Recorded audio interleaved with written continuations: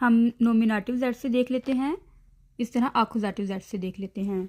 Nominative Z से ऐसे होते हैं जिसमें होना पाया जाए, जैसे दिस इज डेयर कंप्यूटर, ये एक कंप्यूटर है, तो डेयर कंप्यूटर है तो इस वजह से डेयर आ जाएगा।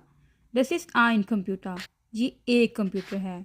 दिस इज डी लैम्प, ये लैम्प है। दिस इज माई ने लैम्प है, डी लैम्प होता है तो इस वजह से माई ने आ गया है। दिस वार दिस बुक, जिसमें जाइन वागन आए तो ये नॉमिनेटिव है। अब आकुजाटिव देख लेते हैं, जिसमें करना पाया जाए या रखना पाया जाए। हाबन हाटन आकुजाटिव है। इशहाब डेन कंप्यूटर, मेरे पास कंप्यूटर है। डेया डेन में बदल जाता है, मेरे पास एक कंप्यूटर है तो हमने कहना इशहाब आइनन कंप्यूटर, तो आइन का आइनन बन जाता है आकुजाटिव में। मेरे पास लैम्प था, इशहाटे डी लैम्पे, मेरे पास तुम्हारा लैम्प था, हमारे पास तुम्हारा लैम्प था। विया हाटन डी लैम्प, डाइने लैम्पे, डी लैम्पे ना डाइने बन जाएगा।